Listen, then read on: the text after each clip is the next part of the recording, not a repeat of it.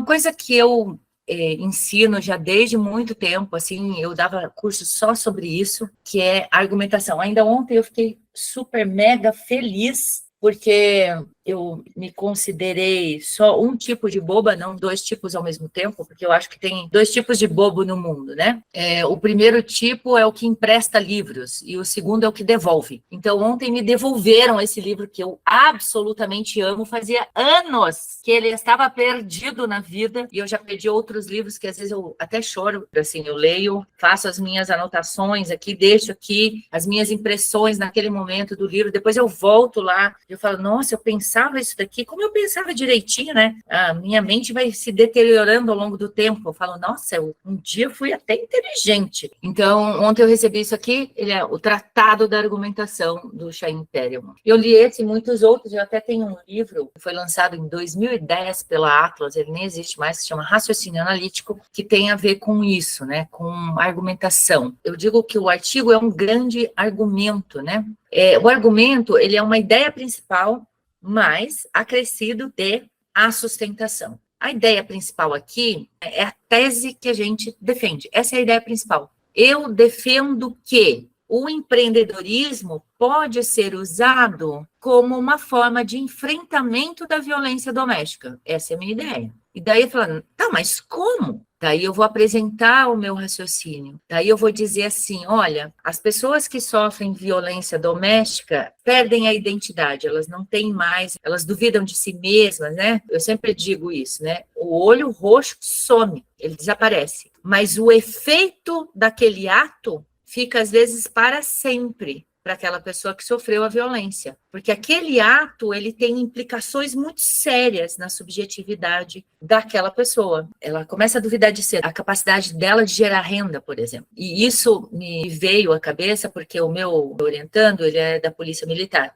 E ele trabalha com a Patrulha Maria da Penha. E aí ele já tinha essa percepção falando assim, que às vezes tem os policiais formados lá na Maria da Penha, que passam por treinamento, né, para entender bem esse fenômeno da violência, e alguns não passam por esse treinamento, não fazem parte da patrulha. Só que na hora do perrengue, né, na hora que está acontecendo a violência, que a pessoa chama a polícia, é quem está lá disponível, né, a viatura que está disponível. Mandam qualquer policial, e às vezes o policial chega lá, né, chega lá bem delicadamente. Por que não larga desse vagabundo? Tipo, culpando a vítima, né? Você está apanhando porque você não larga dele, né? E aí o comandante já tinha percebido que esse é um problema que tem que ser resolvido, né? Eu acho que, sim, eles são muito, às vezes até diferente daquilo que a gente imagina, né, para a polícia, né? Mas está muito sensibilizado com a questão da violência doméstica, a violência contra a mulher. Eles mesmos, né, tipo, olha, quando tem um atendimento que não foi pessoal da Maria da Penha, depois, no dia seguinte, manda um pessoal mais especializado para atender essa pessoa, para ver se está tudo bem. Então, nessa segunda ocorrência, eles fazem lá um levantamento das coisas e aí eles perguntam para ela, ah, tá, mas aqui, ó, você já denunciou essa pessoa mais vezes, etc, né? E por que você não sai dessa situação de violência? E a pessoa respondia sempre, porque eu não tenho renda, né? Porque eu dependo financeiramente da pessoa. Quando ele me falou isso, eu fiquei muito tempo pensando, né? Sabe aquele negócio, você dorme e acorda pensando nisso? Virou uma obsessão para mim? E eu falava, gente, mas eu conheço tanta gente que até que ganha pouquinho, que cria os seus filhos, né? E que sai assim, ah, não servia para mim e saiu da situação. Não tem a ver com a renda especificamente, né? Isso é o que as pessoas, o que está aqui na aparência do fenômeno para ela, né? E daí eu fiquei pensando. Na minha tese eu estudei subjetividade das empreendedoras. E uma das conclusões da minha tese foi que o empreendedorismo, ele entra na vida da pessoa, né? Então ela não deixa de ser empreendedora quando ela está em casa, ela não deixa o papel dela lá na empresa, ela carrega tudo aquilo com ela. Bom, se ela carrega o empreendedorismo, ela carrega a violência também, né? Aquilo vai afetando. E daí que eu surgi com essa tese, né? Olha, não é a falta de renda, o que ela vê mesmo como a incapacidade, não é uma incapacidade real, porque a gente consegue ensinar para ela, sei lá, como fabricar alguma coisa, como abrir um negócio e tal, mas se ela não acredita nela mesma, ela não vai abrir. Então, se a gente ensina empreendedorismo, né, se a gente ensina não só o empreendedorismo a fazer alguma coisa, mas acreditar nela para ela se ver como empreendedora, isso pode ajudá-la. Então, tá vendo como eu estou defendendo a tese? Como que eu defendi a tese? Eu mostrei uma tese, minha tese é essa. E daí eu disse assim, olha, tem essa situação real aqui, tem essa situação de atendimento, tem essa pesquisa que diz da renda. Eu sustentei, tudo bem, porque é uma fala aqui, né? Eu não estou com papel aqui na minha mão, não estou escrevendo, mas tem uma sustentação teórica. Eu falei, olha, na minha tese, eu defendi que a subjetividade das pessoas, etc, etc. Eu argumentei com vocês. Então, o artigo é esse grande argumento. Eu tenho uma ideia principal, você tem que descobrir essa sua ideia. O que você está defendendo ali? Se você pudesse ou devesse, de alguma forma, explicar o seu artigo com 2 ou 3 frases mais curtas, como que você iria explicar isso? Que ideia você está defendendo no seu artigo? Isso tem que ser muito claro para você, porque isso vai te ajudar a montar a estrutura do artigo. Às vezes não vai estar escrito diretamente ali, mas vai te ajudar a montar a estrutura do teu artigo, a estrutura da sua introdução. Que ideia que você está defendendo? Que as pessoas trabalham porque querem autorrealização, por exemplo, sei lá, se você está numa dissertação, numa tese, num artigo, em que você está escrevendo sobre gestão de pessoas, trabalho, você está defendendo que, né, o empreendedorismo, que a mulher empreendedora, que o effectuation é capaz de... O que é que você está defendendo? Então, eu defendo uma ideia principal, e esta ideia eu devo necessariamente sustentar essa ideia com teoria, a gente chama isso de referencial teórico, e eu devo sustentar essa ideia empiricamente, eu chamo isso da pesquisa de campo, ou a parte empírica da minha pesquisa. Veja que sempre quando eu vou montar um artigo, eu pego aqui um caderninho, eu tenho vários caderninhos aqui coloridos, eu sou muito analógica ainda, eu quero escrever um artigo, e aí eu fico aqui, mas o que eu estou defendendo? Que ideia que eu quero passar? Às vezes me leva tempão. Eu estou lá, às vezes, com um estudante já coletando dado e tal, e eu falo, tá, mas o que é que eu estou defendendo aqui? O que é? Né? Eu tenho que extrair esta frase do que eu estou defendendo, e daí eu vou montar como eu estou defendendo isso, que tipo de teoria eu vou usar, que tipo de dado eu vou usar para defender essa tese, né? Então, o argumento é isso, né? Então, na vida prática, no cotidiano, eu falo isso para todo tipo de profissional, né? A gente está falando aqui de artigo científico, a gente vai usar argumento, mas eu estou falando, se a gente for trabalhar numa empresa, a gente vai ter que argumentar muito bem. Quando eu vou participar de uma reunião, eu tenho que ir preparada, eu quero defender uma ideia, eu vou preparada com os meus argumentos. O que acontece aqui muito no Brasil, que é, a gente usa a estratégia do bar. Você vai para o bar, sei lá, você resolve o problema da educação, do transporte público, da saúde brasileira, você fala, se eu fosse ministro, se eu fosse presidente, faria isso, se eu fosse... Puxa, mas ninguém te escolheu ainda, né, como ministro da educação, que gênio que você é, ninguém nunca teve essa ideia que você teve. Por quê? Porque no bar a gente emite opinião, e opinião é uma coisa que não pode entrar nem na nossa vida, não deveria entrar na nossa vida do trabalho, a gente deveria trabalhar com argumentos, e na nossa vida acadêmica, definitivamente não. Professora, eu não posso ter opinião? O que é opinião? É só a tese, é só a ideia, ela não tem sustentação. Você me diga, eu devo ter opiniões no trabalho ou na vida acadêmica? Quando eu só dou a ideia principal, não digo da onde que ela veio, não dou a sustentação, deveria ter? Não.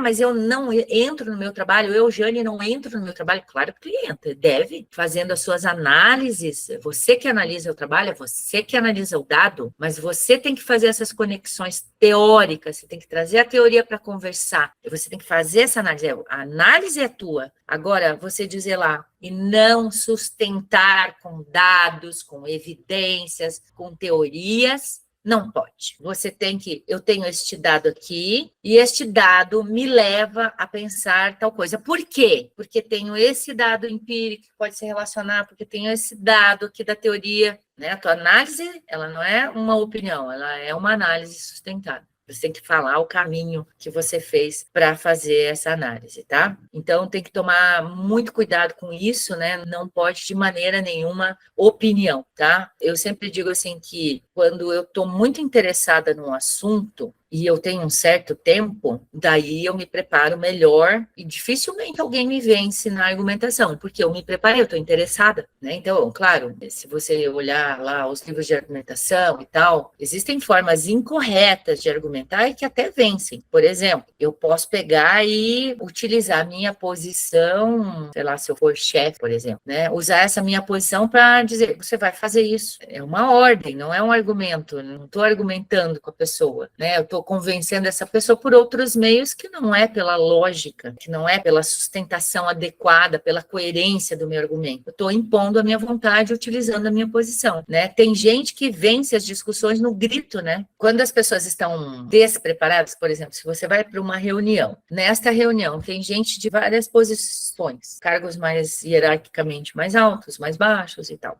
E coloca lá uma questão a ser discutida. Se as pessoas não estão preparadas, quem vence a discussão é quem tem um cargo mais alto. Então, não é pela lógica do argumento, né? Não estou dizendo que o que ela está discutindo está incorreto ou não deveria ser seguido, mas ela vence não pela lógica, não pela coerência. Eu detesto quando fala assim, vamos fazer isso aqui nessa empresa, porque a empresa ali, ó, fez isso e deu certo. Uma empresa deu certo, ela tem a mesma história que a gente, ela tem o mesmo recurso que a gente, ela tem a mesma cultura que a gente, ela tem a mesma complexidade. Vamos tratar disso, vamos tentar formar a nossa convicção acerca deste assunto com outras bases, além de um exemplo, ou de uma analogia, ou de um ditado, por exemplo. Na vida acadêmica e na vida de trabalho, deveríamos deixar as opiniões de lado e trabalhar com dados e evidências. E não só com exemplos, com analogias, com uma coisa muito, muito crua, muito fácil de ser derrubada. Então, quando eu quero derrubar uma ideia principal, eu nunca ataco a ideia principal, eu ataco a sustentação. Derrubando a sustentação, eu derrubo a ideia principal. Então, se eu for atacar a ideia principal, eu não consigo fazer isso. É como se eu dissesse, você é feio, essa ideia é feia, é boba. Não quer dizer nada, né? A gente contra-argumenta atacando a ideia do outro e apresentando novos argumentos. Pensem nisso, né? Na vida acadêmica, o nosso artigo é um grande argumento. Quando você começa a pensar esse artigo, já fazer o projetinho do artigo, sabendo que tese você está defendendo, sabendo como você vai defender essa tese, que teorias que você vai usar, isso vai ficar muito melhor, muito mais fácil de escrever um artigo. Não é bem fácil no início, mas você vai incorporando isso no seu dia a dia, vai ficando melhor. A teoria sempre é o referencial teórico, os dados, a parte empírica, e depois lá na conclusão, né, você vai defender, olha, eu defendi essa tese baseada nessa sustentação, e os dados corroboraram na totalidade, em parte, refutaram a minha tese, porque não é uma vergonha você partir de uma tese e essa tese ser refutada, é um conhecimento importante também. Uma vez eu participei de uma banca que a pessoa falou assim, como não deu certo, muda o seu objetivo, não faz sentido nenhum, né? Defendia uma tese, mas aí não deu certo, aí muda todo. Eu falei, não, é um conhecimento também. Isso aqui não está relacionado com aquilo. É um conhecimento importante também. Os argumentos, né, que vai sustentar depois, a gente vai falar de objetivo de pesquisa, né, sempre em teorias válidas e confiáveis. Eu tenho um corpo teórico, por exemplo, de empreendedorismo feminino, eu tenho um corpo teórico já sobre interacionismo simbólico, e eu acho engraçado, às vezes, alunos falam, professora, meu negócio é tão inédito, que não vai ter artigo publicado. E eu falo, não, vai ter mesmo, né? Já viu como a nossa área é gigantesca? Se eu falo de empreendedorismo feminino, dentro de empreendedorismo feminino, que é um tema dentro de empreendedorismo, tem uma perninha lá que chama empreendedorismo feminino, dentro dessa perninha tem 500 mil coisas que se estuda. Você acha que vai ter um artigo igual o teu? Não é para ter, não vai ter. Toda vez eu leio isso, eu falo, que chato, né? O meu artigo ele é relevante porque não tem estudo sobre isso. Isso pode provar, ao contrário, a falta de relevância. Ninguém quer saber disso aí. Já pensou que ninguém quer estudar isso aí porque não é relevante? Por isso que não tem? A gente tem que estabelecer a relevância do nosso trabalho, do nosso problema, a partir da relevância mesmo. Pensar assim, isso aqui é relevante por causa de quê? Eu estou defendendo essa tese por causa de quê? Vai ajudar em que alguém? Então, tem que gastar um tempinho para pensar sobre isso, não é qualquer coisa, né? É importante que no nosso artigo a gente tenha fontes de natureza científica, né? Um dia eu li um artigo que estava assim, autor fulano de tal, fulano de tal, fulano de tal. Eu já não gosto dessas coisas, né? 3, 4 páginas de um autor só. E era, eu acho que sobre empreendedorismo feminino. E eu já estava, que eu tenho essa coisa, né? Eu acho que as mulheres têm mais isso, como a gente sofre muito gaslighting, a gente às vezes duvida da nossa capacidade. Eu falo, nossa, mas eu estudo empreendedorismo feminino e não conheço esse autor. Daí, quando eu fui ver quem era o autor, era tipo um blog na internet. Não, né? Não, ele não entendeu. Eu acho engraçado que tem gente que é tão arrogante que expressa isso. Ah, eu vim de mercado, portanto eu conheço as coisas. Vocês que são só da academia não conhecem nada. E daí eu falo assim, ah, nossa, nós da academia não conhecemos nada. Você acha que as nossas teorias vieram de Marte? Elas vieram de um outro planeta? As nossas teorias todas, elas vêm da prática. Daí eu falo, ah, se você não sabe concretizar a prática, né, essa abstração na prática não é problema da teoria, é um problema seu. E juro para vocês, às vezes eu ouço isso de professores. Eu não perco a oportunidade de dizer, você sabe, né, que as nossas teorias todas vêm da prática? E daí elas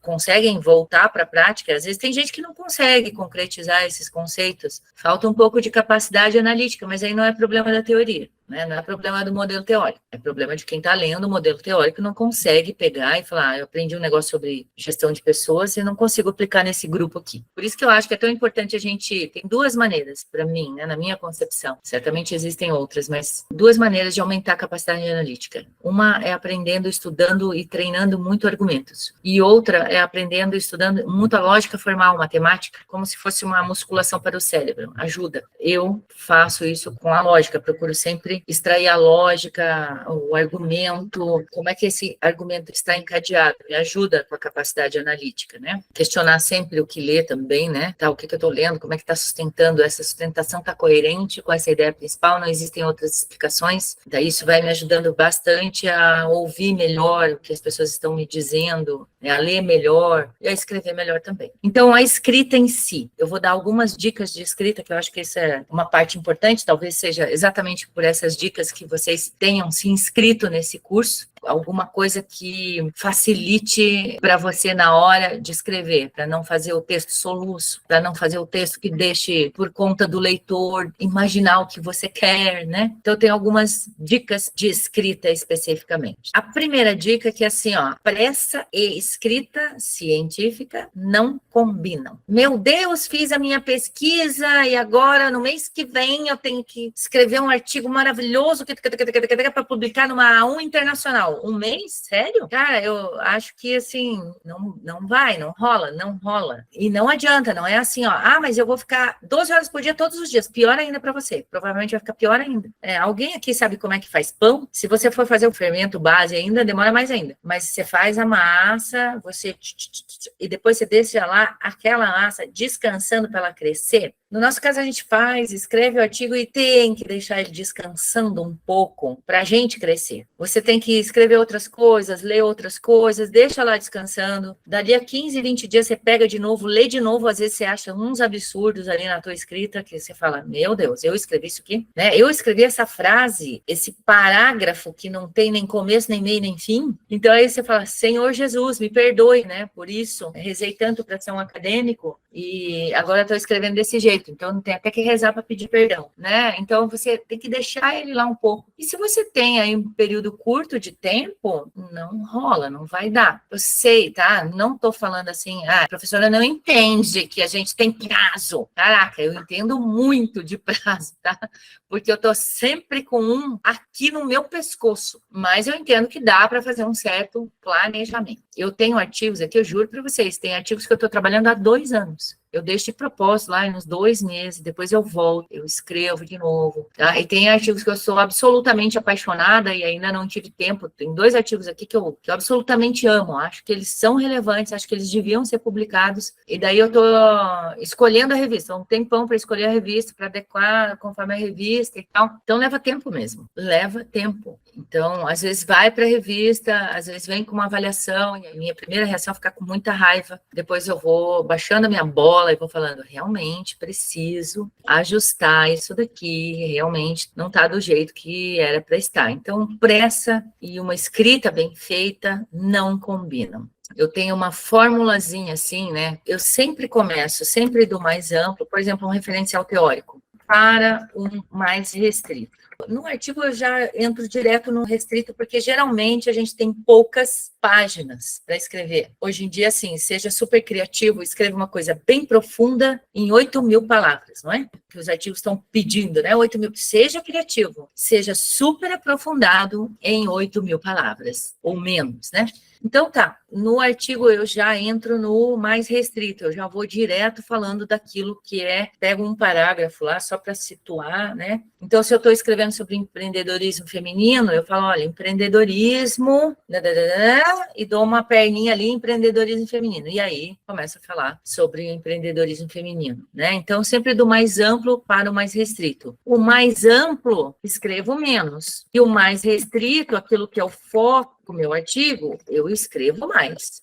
Isso é uma formulazinha, então é uma piramidezinha, né? O assunto mais amplo, que está lá, que é o guarda-chuva, eu escrevo bem pouquinho. Eu já não caio assim de paraquedas já no mais restrito, mas o empreendedorismo tem sido estudado assim, assim, assado, ele tem várias vertentes, uma delas é o empreendedorismo feminino. Empreendedorismo feminino, igualmente, tem diversas formas de estudar. Os primeiros estudos tratavam disso, mais recentemente, uma vertente que faz isso e aquilo, estudo empreendedorismo sob essa visão. É a minha visão, por exemplo, né? E aí eu me aprofundo naquela. Então, sempre do mais amplo para o mais restrito, eu escrevo menos do mais amplo e bem mais aprofundado do mais restrito. Para a construção dos parágrafos. Tem horas que eu leio o parágrafo e falo, mas do que está falando? Está falando desde a criação do mundo até, né, a receita de bolo da minha avó. Tudo num parágrafo só. Ah, eu não aprendi como escrever. Eu fiz aquele curso lá, não lembro de nada. Lembra disso aqui?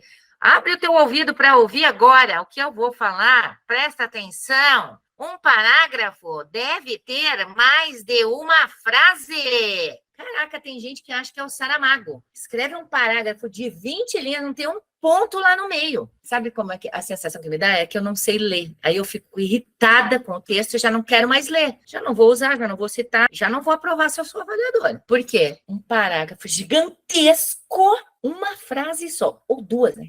25 linhas. Cara, projeto de Saramago aqui, ó. Aqui é um curso para iniciantes, tá? Depois que você dominar a bagaça, aí eu tenho um amigo que ele dominou a bagaça. Fernando Gimenez foi meu orientador no mestrado e é meu colega hoje. Eu tenho o maior orgulho, esse privilégio mesmo de ter o Fernando como amigo, de ter contato com ele como pesquisador. Ele dominou essa bagaça da escrita. Daí ele é um pouquinho mais livre para escrever. Mas é que ele já sabe as coisas, ele já sabe a sequência. A gente aqui está no comecinho, né? A gente aqui está no início. Então, eu dou 2 dicas em relação à construção do parágrafo em si. Tudo bem que não é uma frase super curta com ponto final. Se a gente for olhar bem lá, né, gramática, a gente vai dizer períodos curtos. Tem como a gente fazer períodos curtos mesmo não dando ponto. Mas eu não vou explicar isso aqui para vocês, eu já vou dar uma real assim, ó. Faça uma frase mais curta, né, no começo, dizendo assim, aquilo que você quer dizer, a ideia principal daquele parágrafo.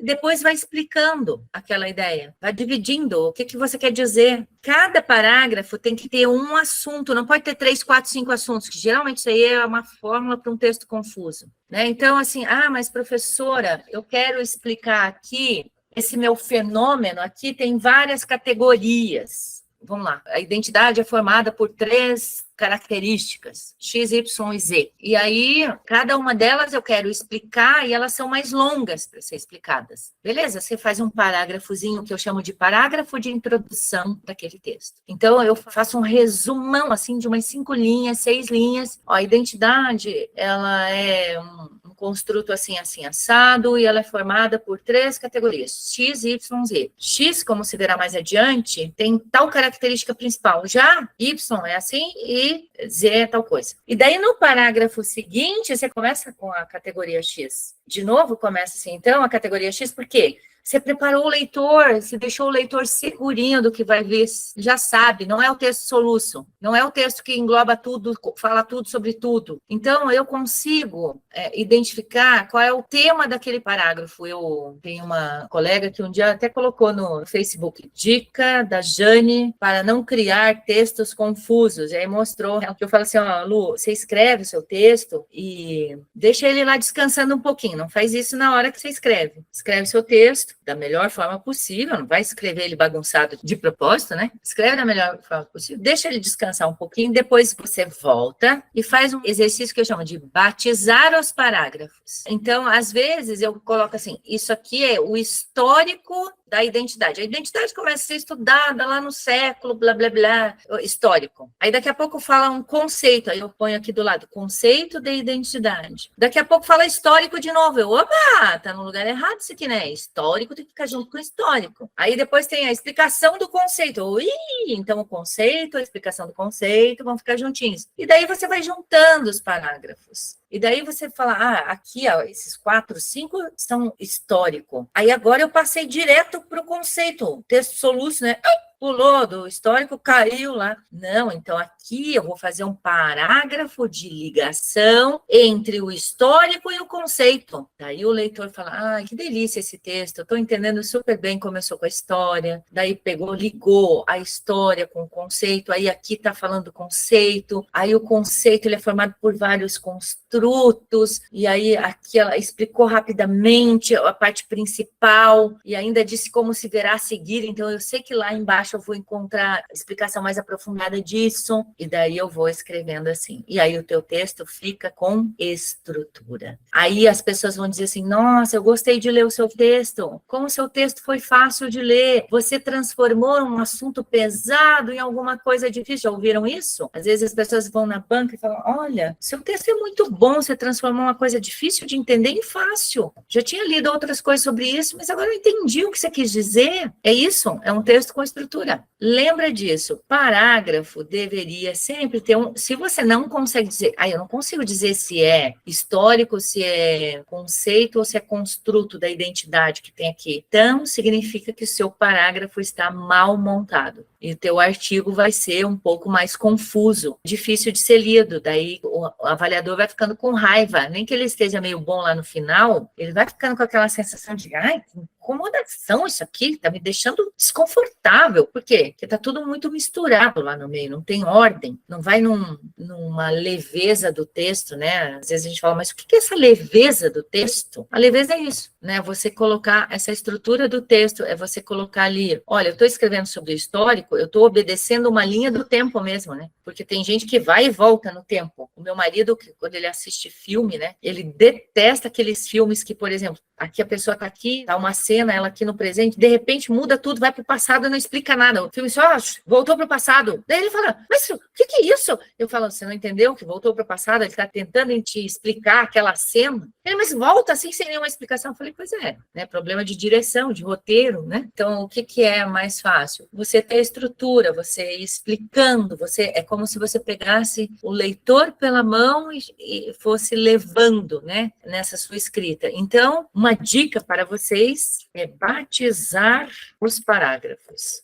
Então, batizar como, né? É identificar o assunto daquele parágrafo, o assunto principal. E você colocar junto os assuntos correlacionados. Quando você conseguir juntar, criar parágrafos de ligação entre um assunto e outro. Tem gente que eu acho que, assim, eu escrevo sobre identidade. Daqui a pouco eu estou escrevendo sobre a cor dos carros. Sei lá, mudou o assunto totalmente. Eu falo, mas que coisa mais maluca que é essa? Às vezes eu tô na banca e falo assim, gente, olha que você escreveu assim e depois passou para cá. Daí a pessoa pegou e começa a me explicar, não, é o seguinte, não, porque identidade pode levar a pessoa a ter preferência em cores. Então, geralmente geralmente as pessoas que têm essa identidade aqui têm cor de carro assim. Falei, tá, então você vai acompanhar cada vez que alguém for ler, você vai aparecer assim do nada, tipo um gênio da lâmpada. A ligação entre esses parágrafos é que, blá, blá, blá. Falei, isso que você falou tem que estar explicado aqui. Não pode deixar para que eu, Jane, decida, porque geralmente a minha decisão vai ser muito errada para esse negócio, né? Eu vou criar explicações das mais malucas possíveis, sem sentido nenhum, tá? Então, cuidado com isso, cuidado com essa construção. Prefira sempre frases curtas, na própria construção do parágrafo, faça uma afirmação. Se essa afirmação não for o meu estudo que eu fiz, se não for, não caiu da sua cabeça, a gente não nasce sabendo as coisas. A gente aqui está na ciência. Eu nasci com tudo que tem aqui na minha cachola, fui eu que fiz? Fui eu que criei? Fui eu que criei esse conceito de empreendedorismo? Fui eu que criei? Não, muito provavelmente não. Então, eu faço essa afirmação, né? Mas eu digo de onde ela veio, sempre com a fonte, ou as várias fontes. Mas professora, eu criei isso a partir de tudo que eu li. Então explica esse processo aí pra gente. Explica esse processo. Eu criei o meu próprio conceito de empreendedorismo. Você criou? Que legal. Foi uma iluminação divina? Porque assim, vou fazer uma pergunta aqui para você. Vou pedir uma coisa para você. Pensa aí um negócio que você nunca pensou. Consegue fazer isso? Não, né?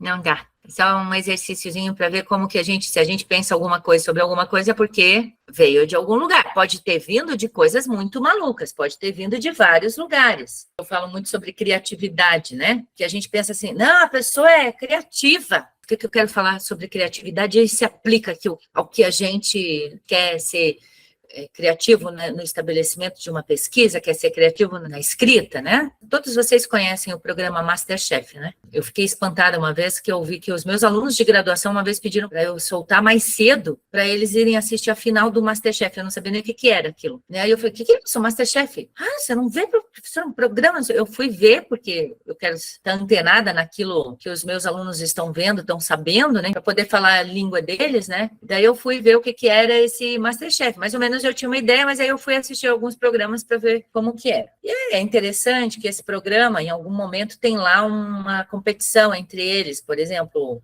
você vai ganhar um prêmio, ou você não vai ser eliminado, ou você vai ganhar alguma coisa, que é assim, vá lá na despensa do MasterChef, né? Pegue os produtos lá e crie um prato aqui pra gente, para encantar a gente, para ver se você vai ganhar aqui esse primeiro lugar, vai ter alguma vantagem nesse programa. Daí as pessoas saem correndo e vão lá, né? E pegam vários, lá é lotadão de coisa, né? Eles vão lá, pegam isso, pegam aquilo, voltam e criam coisas e servem lá. Eu acho engraçado fazer a releitura do cuscuz, né? Eu acho muito engraçado. Coisa chique, deixar um cuscuz chique. Eu adoro isso, né? Então, eles vão lá fazer uma releitura do cuscuz, uma releitura do carreteiro, fica chique chamar de releitura. Fica lá bonito e tal, servem, tem a competição. Então, assim, a criatividade, né? Eles criam esses pratos porque eles têm lá acesso a produtos de qualidade. Há uma variedade grande de produtos de qualidade. Agora, imaginem vocês, se um dia, nesse MasterChef, fala assim, vão lá e criem produtos para mim, né, um prato para mim, e as pessoas saem correndo lá, só encontram ovo e sal. Quão criativo dá para ser com ovo e sal? Então, a cabeça da gente é a despensa do MasterChef. A cabeça de vocês é a prateleira do MasterChef. Se vocês enchem de produtos de qualidade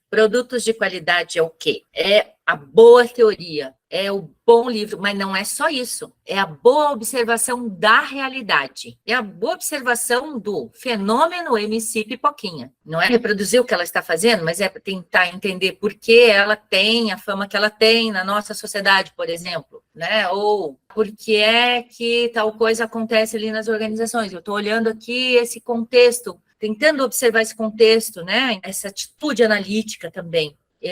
Ouvir a experiência dos outros, ouvir o que os outros têm para falar, pessoas mais experientes, então um orientador, alguém que trabalha naquele ramo, né, um bom filme. Então você coloca ali, coisas de bastante qualidade na tua prateleira do MasterChef. E daí você tem um problema para resolver. Eles têm um problema, é criar um prato. você tem um problema que é criar um problema de pesquisa, que é escrever, que é qualquer problema na sua vida. E daí o que você faz? Você faz a combinação aquelas coisas de qualidade que tem na sua cabeça e cria uma coisa nova. Aí é que está a criatividade. Mas você pegou de lá, então você tem que explicar o seu processo ali no teu artigo para dizer, eu criei esse conceito, tá, mas você criou a partir de quê? Você vai ter que dizer o processo. Meu marido é espírita, né? E às vezes ele fala para mim, assim, as pessoas nascem com conhecimento de vidas antigas, algumas lembram. Daí, para você criar um conceito ali, dizer, esse conceito é meu, fui eu que criei, não tem origem nenhuma, só se for você estiver escrevendo alguma coisa dentro do espiritismo. Mas, como a gente não está dentro do espiritismo, a gente está na academia, né? Então, a gente vai ter que explicar o nosso processinho, tá? Então, isso é um cuidado ético muito importante que a gente tem que ter para não cometer esse erro, né? Então, outra dica, né, da escrita é sempre dar prioridade, tipo, para o que é fundante no teu trabalho. Então, assim, o histórico não é prioridade no seu trabalho. É legal para você dar uma coerência no seu texto, para dizer que você estudou o histórico daquele conceito, mas aquilo ali não vai te ajudar a analisar os dados. Você vai ter que dar prioridade para aquilo que vai te ajudar a analisar dado. E isso você tem que pensar o tempo todo na hora que você está construindo o teu referencial teórico. Vou pegar o exemplo que eu estou usando aqui, né, muito incompleto, que é falar sobre identidade. A identidade é composta por alteridade. Como é que eu vou perguntar isso lá para o meu respondente? Eu vou perguntar isso aqui efetivamente? Isso aqui tem importância no meu problema de pesquisa? Tem. Ah, tá. Então eu vou ter que especificar muito bem o que é alteridade. E eu vou pegar os estudos mais recentes sobre a alteridade e vou dizer quais foram os resultados que eles alcançaram. Porque quando eu for perguntar, a minha pergunta vai ter que ser com base nesse conceito que eu dei aqui no referencial teórico. Ele vai construir o meu instrumento de pesquisa. E na hora que a pessoa responder, eu vou ter que recorrer aqui, ó, para ver se isso confirma aquilo que está na literatura, contraria, acrescenta um pedacinho. Senão, como é que eu vou saber se eu contribuí ou não, se eu não tenho essa teoria? Então, eu tenho que estar em mente, né, a amplitude, tá? Isso aqui é importante? Eu vou perguntar isso aqui para o meu respondente lá, para a minha amostra, vai ser essa pergunta aqui? Tem como eu perguntar isso aqui? Isso aqui é importante para resolver o meu problema de pesquisa? Passou por sim todas essas perguntas? Tá, vai constar ali. Então, eu tenho que ter um conceito daquilo muito claro, mas os estudos mais recentes sobre aquilo.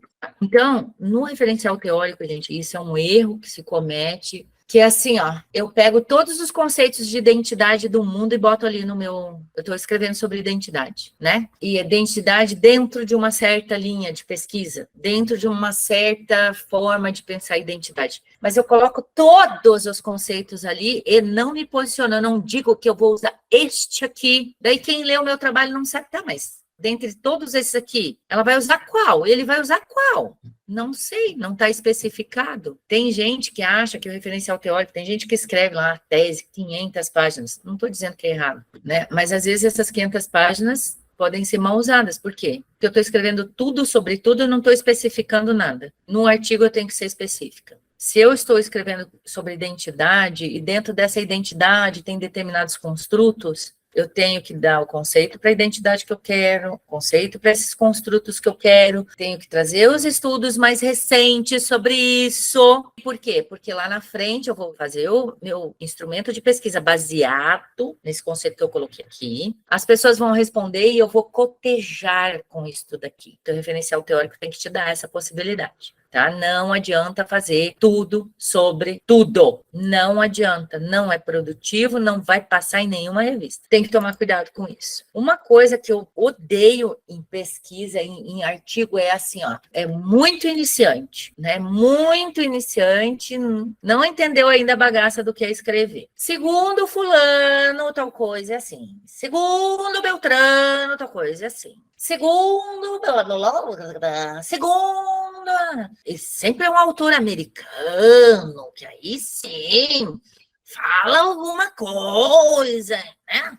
Gente, não é assim não que a gente faz uma bagaça dessa, não é desse jeito não. Porque assim, ó, quando você fala segundo esse, segundo aquele, segundo aquele, segundo aquele, a única coisa que você está dizendo é assim, ó, eu li bastante, não acredito em mim, só reproduzo o que os outros fizeram. Tá bom para você? Não, para mim não tá bom. Eu quero ver este autor sendo autor, você sendo autor. Eu quero te ver sendo autor. Como que eu faço isso, professora? Quero, então. Eu vou contar um segredo para vocês, não contem para ninguém. Segredo absoluto. Sabe o cérebro do brasileiro? Cachola mesmo? Tem a mesma quantidade de sinapses que qualquer americano, que qualquer europeu, qualquer outra parte do mundo. Sabia que a gente pode pensar tanto quanto melhor? O que diferencia o meu do seu, de um americano, de um europeu, é o quê? A prateleira do MasterChef. É a minha prateleira do MasterChef, tá cheia? Tem produto de qualidade lá? Vai me ajudar a ter um texto melhor, tá? Então, como que a gente é autor? Eu não estou dizendo para vocês não lerem essas obras. A gente tem que ler, eles fazem parte do assunto que a gente está estudando, eles são citados, a gente precisa desses autores, eles são, às vezes, autores que fizeram alguma descoberta mesmo, né? De alguma coisa, a gente precisa citá-los, mas como a gente vai citá-los, que é essa coisa? Tá, eu tenho lá os seminais, aqueles que inauguraram, aqueles que, a partir deles, eles fizeram grandes descobertas, conceitos que são usados, que nos ajudam a pensar um fenômeno, ok, aí você vai usar, né, o conceito do fulano, que traz isso, que traz aquilo. Depois, todos os outros que vão estudando esses conceitos, eles são exatamente iguais a você. Então, você pega lá, vamos lá, você vai pegar lá uma quantidade de artigos, a gente nunca acha menos que 20, né, vamos combinar que a gente sempre vai achar uns 20, 30 artigos falando daquele tema, não exatamente do que a gente fala, mas sobre aquele tema. Então, o que a gente faz? Eu, Jane, faço assim, porque eu sou analógica, eu gosto da bagaça impressa, né? Do artigo impresso. Então, eu leio, eu pego lá, eu faço dobra assim, né? Coloco atrás. A ideia principal aqui, eu leio o artigo como um todo, a ideia principal dele é que tal fenômeno acontece de tal forma, né? E ele chegou a tais resultados. Eu escrevo ali o basicão daquilo ali. Aquilo ali vai me ajudar a escrever meu artigo depois. Ele escreveu assim. Eu pego uma linha direcionadora, por exemplo, resultado. Eu gosto de pegar muito quais foram os resultados desta pesquisa. Ele foi lá, ele pesquisou professores, ele viu que a identidade dos professores está ligada a tal coisa, né? E chegou a este resultado. Eu boto ali. Daí eu pego outro artigo que escreveu sobre identidade de bombeiros. Sei lá, tô chutando aqui. Daí aquele lá eu vi resultado. Aqui eu vou ver resultado também, né? Às vezes eu pego 2, 3 coisas, porque eu estou pensando aqui, eu vou escrever mais sobre esse tema e eu quero entender melhor essa literatura. Eu vou pegando, por exemplo, qual foi a metodologia que ele usou, eu vou escrevendo, às vezes, até 1 ou 2 coisas, 3, sobre aquele artigo. Mas eu pego assim, ó, a partir deste conceito, e aí, tá vendo que não é uma leitura superficial, né? Porque se eu sou capaz de fazer isso, não é uma leitura superficial. A partir desse conceito, ele chega a tal conclusão, mais alerta que tal coisa. Pego o outro, olha, esse aqui, ele faz não é bem sobre profissão, mas é sobre mães. A partir disso, ele investiga, isso aqui chega a estes resultados. E daí eu leio esses 20 e estou falando sobre os resultados. Coloquei ali. Dá trabalho isso, tá, gente? Não é qualquer coisa. Eu pego esses 20 aqui e faço assim, se eu for juntar os resultados, como que eu poderia juntar isso, fazer conjuntos? Daí eu falo, esses conjuntos aqui, daí é meu poder de análise, né, sobre a literatura. Ai, professora, que medo! Vai testando, vai tentando. Assim, ó, você tem que fazer isso. Alguém que vai ler o seu fala, não, mas olha, esse conjunto que ela fez é de outra forma, eu faria de outra forma. Parabéns para você, escreva um artigo você. Eu li e entendi dessa forma. Vamos dizer que eu juntasse em 3 categorias de resultado. E daí eu vou escrever assim, ó, a literatura mais recente sobre o tema pode ser agrupada em 3 conjuntos. A,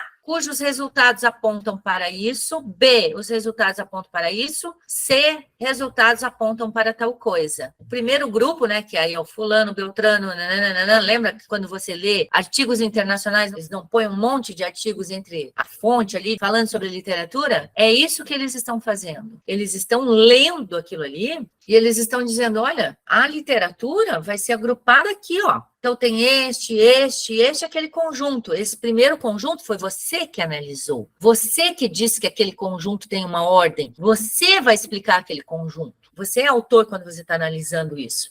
Você até pode fazer uma etapa de explicação disso, fazendo assim, ó. A literatura sobre o tema, ela pode ser dividida em 3 conjuntos. O primeiro conjunto trata dos resultados assim, assim, assado. Por exemplo, fulano, ao pesquisar isso, achou aquilo. O outro fulano, ao pesquisar aquilo, achou aquilo, né? Aí você fala, ó, eles acharam esses resultados. Esses resultados, eles foram agrupados por quê? Porque eles têm isso aqui como linha que perpassa todos eles. Você leu isso. Você analisou isso. Nenhum outro vai analisar como você. Você está se arriscando um pouco? Sim, não faz parte da nossa vida. Vocês estão entendendo o que eu estou dizendo? Do que é ser autor, do que é se apropriar deste conhecimento, que é você ser protagonista dessa leitura que você teve e não se esconder atrás dos autores. Você ler com profundidade aquilo ali, extrair você o que aquele autor quis dizer e depois você vai agrupar aquilo e vai explicar no seu artigo aquele agrupamento. Aí você está sendo autor, você não está se escondendo, aquela coisa que eu falei no começo, né? Segundo fulano, disse aquilo, não é problema meu, foi ele que disse. Daí passa a ser a tua leitura desse autor, agrupando de certa forma, e daí você pode até ser, olha, a partir dessa leitura, juntando com tal autor, se pode dizer tal coisa. Você está explicando o teu raciocínio, você está argumentando. Eu sei que é um exercício, tá? O que eu estou dizendo aqui é que é um exercício que a gente tem que fazer como autores, como pensadores independentes, né? Aí, quando você consegue fazer isso, quando consegue verificar o que tem ali na literatura, você consegue dizer qual é a tua contribuição para o trabalho. Porque a maioria não sabe dizer qual a contribuição, porque não tem profundidade na leitura, não ajuda, né, na leitura. Sempre tem que ter o conhecimento mais moderno sobre o tema.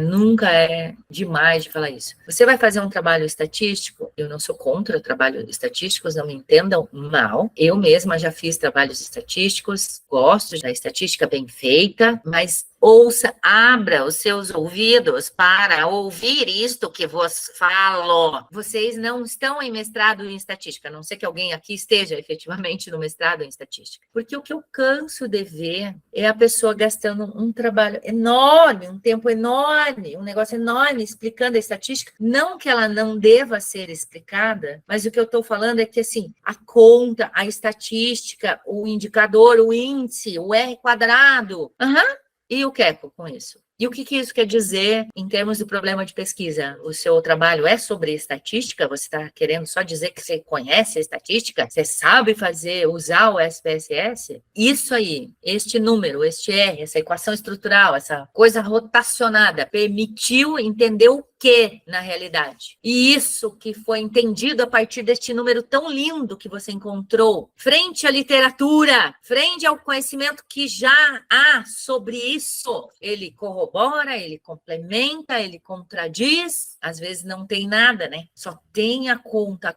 maravilhosa conta, o gráfico, o processo de chegar naquele número, e acaba ali. A estatística, no nosso caso, né? A estatística é meio, não fim, é meio para entender um fenômeno. Então, tem que ter todo cuidado, né, com a estatística, tem que ter, né, tudo bonitinho, mas quando chegar no número, não pode parar ali. Tem que explicar o que aquele número significa para aquele fenômeno e comparar isso com a literatura sobre o tema. Não pode parar também só no que aquele número significa. Esses fenômenos estão relacionados, então quer dizer que quanto mais jovem, mais propenso a, sei lá, qualquer coisa da estatística.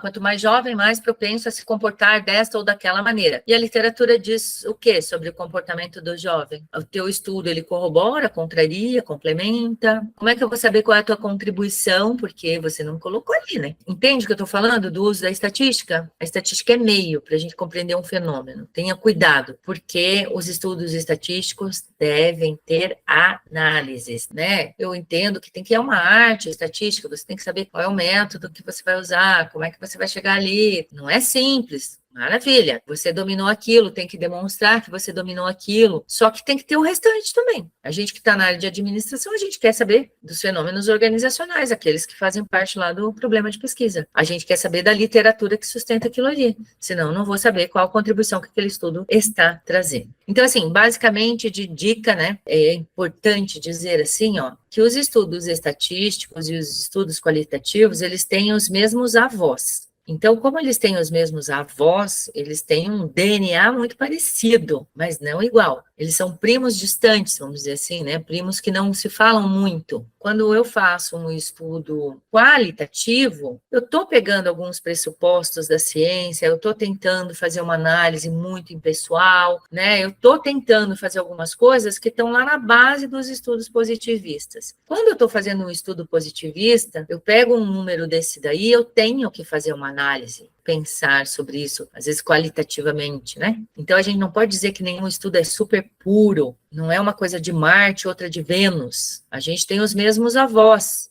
A ciência nasce em algum lugar, depois ela se ramifica, mas ela vem de um mesmo ramo, né? A gente tem que levar isso em consideração. Então, quais são os melhores estudos? O professor Clóvis, que era meu orientador de doutorado, né? Ele morreu no meio do meu doutorado, eu ia qualificar o meu trabalho, e ele morreu um mês antes da minha qualificação. Ele dizia assim, olha, depende do que a gente vai perguntar, né? Ele dava esse exemplo, exatamente esse exemplo. Os programas de renda mínima aí do governo, eles tendem a, não sei se ainda tendem, né? Naquela época ele dava esse exemplo, eles dão para mãe. Se é uma bolsa para educação, para comprar livros, se é uma bolsa para comprar leite, eles sempre preferem a mãe, porque os estudos estatísticos diziam que quando a mulher recebia a ajuda do governo, ela tendia mais, estatisticamente comprovado, segundo ele, eu nunca tive acesso a esses estudos, comprei essa história, estou vendo da mesma forma como eu a recebi, ele dizia que os estudos mostravam que as mulheres tendiam a aplicar o valor recebido na finalidade. Então, se era uma bolsa para leite, comprava leite. Se era uma bolsa, sei lá, para material escolar, comprava material escolar. E que o homem, então, não tinha essa relação estatística. Isso é um estudo estatístico. Aí ele falou, mas se a gente quiser saber por que isso acontece, ou como isso acontece, geralmente é um estudo qualitativo. Então, vai depender, né, do que você quer, do problema de pesquisa. Tudo começa com um problema de pesquisa. A gente não coloca, em geral, num artigo o problema em si, o problema de pesquisa em si, né? A gente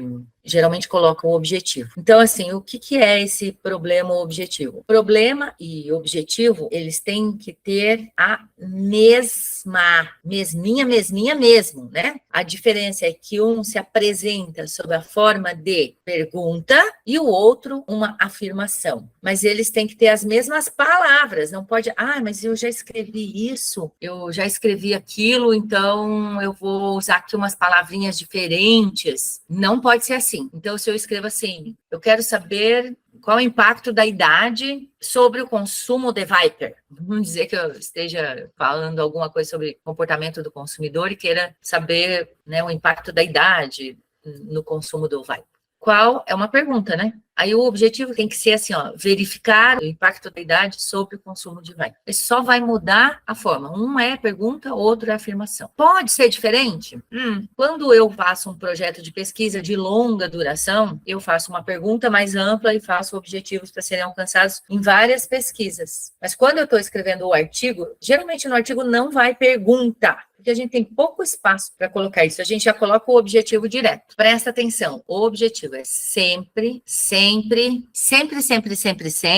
com um verbo no infinitivo, tá? Qualquer objetivo. Se você vai criar um objetivo para a sua vida, um objetivo para a carreira, um objetivo científico, um objetivo para a organização, ele sempre vai começar com um verbo no infinitivo. Identificar, verificar, analisar, relacionar, né? Sempre um verbo no infinitivo. O objetivo é sempre assim. Ele é único ao longo do tempo. Nossa, mas às vezes eu vejo gente que vai mudando de ideia ao longo do texto, né? Você fala assim, o objetivo desse artigo é verificar o impacto de A sobre B, por exemplo, qualquer A, qualquer B. Aí depois, assim, porque o propósito do artigo é fazer tal coisa. Ué, mas não era verificar o impacto de A sobre B? Aí mudou aqui? Porque a intenção é, não. O objetivo é um só e ele é perseguido com muito afinco ao longo de todo o texto. Todo o referencial teórico vai ser a partir disso, né? Toda a minha análise vai ser para alcançar isso, toda a minha conclusão, né? Considerações finais lá vai ser nesse sentido. Que eu vejo, tem gente que fala assim, o propósito é esse, a intenção é essa, o desejo é não sei o quê, é porque ele quer muitas coisas, e as coisas às vezes são relacionadas e ele acha que é a mesma coisa, mas não, o objetivo é um só, único, perseguido com afinco ao longo de todo o texto, tá? Ele vai servir como norteador de todas as partes do trabalho, como norteador da introdução, como norteador do referencial teórico, como norteador do método, como norteador da análise, como norteador das considerações finais. Ele é que vai nortear, tipo, dar o direcionamento. Eu quero chegar naquele ponto lá, ó. É aquele ponto que eu vou perseguir. Vou perseguir com todas as minhas forças, com toda a minha inteligência, com toda a minha leitura, com todo, né? Com todo o meu ser, eu vou perseguir esse objetivo, tá? Então, ele serve como base para selecionar as teorias, para dizer o que vai ficar de fora. Às vezes a gente pensa assim, eu vou parecer inteligente se eu ler tudo que há para ler sobre esse assunto. Não, você vai parecer superficial. Você vai ler tudo sobre tudo, você não vai se aprofundar em nada. Lembra, a CAPES quer que você seja bem profundo, a gente também, porque a profundidade, né, te dá mais insights. Então, assim, tudo isso vai ser a partir do objetivo do artigo, né? Às vezes eu falo, assim, as coisas e as pessoas entendem uma coisa totalmente diferente, né? Então, eu gosto de dizer também o que não é. O que não é um objetivo, né? E tem gente que faz isso. Não é a resposta do problema de pesquisa. Não é, definitivamente. Então, às vezes, eu estudo empreendedorismo feminino, tenho estudado sobre violência contra a mulher. Eu tenho uma aluna que ela sempre vem assim, professora, porque o juiz tomou uma decisão assim, porque o juiz tomou uma decisão assim. Daí eu falo assim, você já está com a resposta do problema de pesquisa antes de pesquisar qualquer coisa. E isso é muito prejudicial para a gente, porque a gente fica tão apaixonado por aquilo que a gente fica cego, né? Acontece isso quando a gente está apaixonado mesmo, né? A gente não vê defeito de nada, né? A gente só enxerga as coisas boas. Ai, que lindeza, que maravilha que é essa pessoa é tudo para mim, ela é tão perfeita, gritou comigo, mas é porque eu estava nervosa, a gente começa a achar desculpa, não vê nada, fica meio cego, e a gente fica meio cego quando a gente se apaixona por um problema de pesquisa também, tá? Isso vai refletir, às vezes, na forma como você escreve, na forma como você estabelece o problema. Então, ele não é a resposta, tá? Não tem que ser. Tem gente que escreve sobre organizações e aí ela começa a fazer propaganda já, porque é apaixonada pela organização, acha essa organização aqui super maravilhosa, olha só o que ela faz. E daí, tipo, já isso reflete nos objetivos, dizendo, olha, é verificar a beleza desse programa de gestão de pessoas. Já está fazendo um julgamento de valor, né? Então, cuidado para isso, né? Não são ações para a solução do problema de pesquisa, não são frases soltas para fazer propaganda e, especificamente, que é uma coisa que acontece muito, não são os passos da pesquisa. Os passos da pesquisa, eles são da metodologia. Então, tem gente que até coloca assim, vou fazer um levantamento da literatura para ver sobre o que há. Isso aí não é o objetivo da pesquisa, não. Isso é obrigação. Os passos têm relação com a metodologia, né? Eu vou fazer A, B, C, D, eu estou dizendo que eu vou fazer. Os objetivos específicos têm relação com a teoria. Esse exemplo que eu venho usando aí, identidade, né? A identidade, ela tem lá um construto alteridade, um construto autoestima, um construto histórico da pessoa, chutando assim. Então, eu vou dizer assim, eu vou verificar a alteridade das pessoas, vou verificar das pessoas lá do grupo que eu vou pesquisar, né? Eu vou verificar como se constrói a autoestima, eu vou verificar o histórico das pessoas. Ele tem a ver com a teoria, ele não tem a ver com os passos de pesquisa. Eu vou fazer o levantamento do estado da arte, depois eu vou pesquisar com as pessoas, depois eu vou analisar os dados, depois eu vou, né? Não tem a ver com os passos de pesquisa, tem a ver com a teoria que vai te dar o que você tem que fazer em termos teóricos, tá? Os objetivos têm relação com a teoria, eles não são passos de pesquisa. Os passos da pesquisa, eles vão lá no método, né? Então, todo mundo conhece quais são as seções de um artigo científico, né? O título, as revistas têm buscado títulos com até 12 palavras, tá? Não me perguntem por que isso é um número mágico. Então, eles recomendam, a maior parte das revistas, recomendam que os títulos tenham até 12 palavras. O título, né, e as palavras-chave, eles têm uma importância bastante para a gente às vezes até não sabe disso, né? Que os buscadores, sabe quando você digita lá no spell, empreendedorismo feminino, eles vão nas palavras-chave primeiro nos títulos. Então, você quer ser citado naquela área, você coloca no título e nas palavras-chave aquelas palavras mais que uma pessoa que esteja pesquisando aquilo vai digitar lá no Spell, no Cielo, em qualquer buscador aí, né, no portal de periódicos da CAPES. Então, a sugestão para o título, né, é que ele represente mesmo aquele tema principal, aquele tema que você quer ser citado por ele. Isso nas palavras-chave. Então, a primeira forma de você ser encontrado.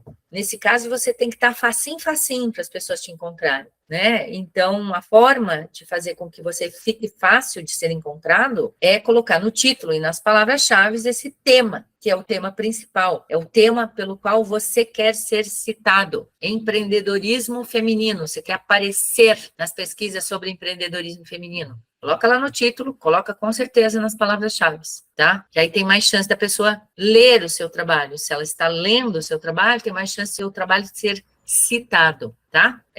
O título, né, se recomenda aí até 12 palavras. Recomendação para você é colocar o tema principal aí no seu título, para você ser encontrado e aí ser citado, que é uma coisa boa, né? Depois tem o resumo, gente, resumo, tem gente que escreve resumo é resumo mesmo, a gente chama de resumo indicativo. Às vezes eu não entendia isso, né? Eu olhava isso, como eu fui escrever o meu primeiro resumo, substitui a leitura do texto todo. Eu falei, mas meu Deus, que coisa horrível faz esse resumo, né? Que aí a pessoa vai ler só o resumo, não vai ler meu trabalho, eu quero que ela leia o meu trabalho. Mas é num sentido que a pessoa vai poder dizer exatamente o que tem ali. Então você vai dizer assim, o tema é empreendedorismo feminino, e daí, dentro desse tema, a gente vai falar sobre identidade de empreendedoras. O método foi um método quantitativo. Fizemos um questionário, aplicamos para 150 empreendedoras e analisamos com a estatística, com o software SPSS, fizemos relações destas e estas e estas, e os resultados são estes.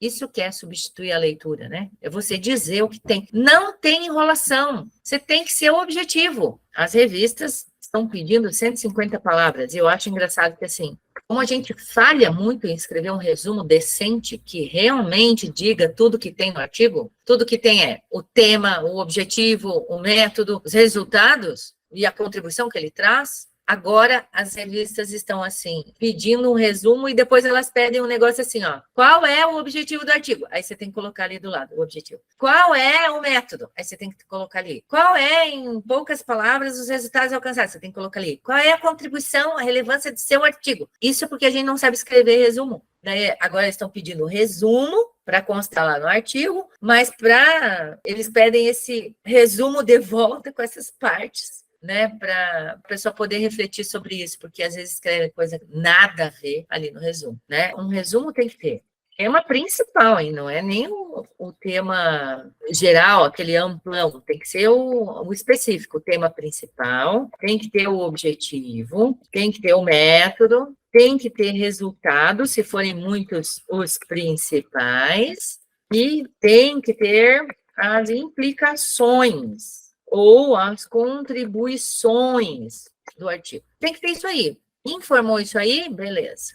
Você tem um resumo, né? O que tem que ter na introdução? Não é uma fórmula, tá? A introdução, esses dias eu estava falando com um professor que tinha ido numa banca e uma das pessoas da banca era um autor estrangeiro, um autor americano, né? E falou assim, nossa, como no Brasil vocês valorizam pouco os trabalhos de vocês. Vocês não dão nenhuma importância para a introdução, vocês não falam da beleza do seu trabalho, né, da novidade do seu trabalho, vocês não vendem o seu trabalho, né? E a gente não faz isso mesmo, a gente escreve, às vezes, uma introdução muito feia, né, não diz o que tem no artigo, então, assim, fala um pouco do contexto daquilo, de onde veio essa ideia, né? né? Gasta lá uma parte falando do contexto, mas não é assim. Pelo amor de Deus, aí isso não façam. O mundo está globalizado. Esqueçam isso. Falem do contexto específico, da teoria que você está usando, do tema que você está usando, né? Se eu for escrever sobre empreendedorismo feminino, eu vou já tacar ali direto uma coisa a respeito do mundo de negócios do qual participam as mulheres, né? Elas têm participado mais na vida, né, do empreendedorismo, representam tantos ali da força de trabalho e também do empreendedorismo, enfim, da participação da mulher nos negócios, né? Assim, mas a vida delas não é fácil, porque já tem estudos dizendo que as mulheres têm mais exigências para as mulheres, por exemplo, quando elas vão em bancos para pedir empréstimo. Os gerentes consideram que elas não têm capacidade, eles tendem a negar empréstimos mais facilmente do que para os homens, por exemplo. Colocar esses dados que falam, né, da dificuldade, tá, né? E aí, como que a gente pode pensar isso dentro de um problema de pesquisa aqui que eu estou fazendo? Então, tem esse contexto, e daí tem a literatura que fala disso, daí eu puxo o gancho lá para o meu objetivo, né? Então, eu vou dizer, por exemplo, na introdução, eu vou falar da fronteira do conhecimento. Acho lindo isso, né? O que a gente sabe de mais moderno sobre esse problema? Está na crista da onda. Você fez o levantamento lá. Então, você pode dizer o que tem de mais moderno sobre isso. Os estudos atuais mostram, né? Claro, você tem que ter aquelas formas. Os estudos atuais, quais, né? Quais estudos? Colocar lá os autores. Eles mostram tal e tal coisa dentro desse fenômeno. Eles mostram que isso acontece assim, que isso acontece assado. Eles mostram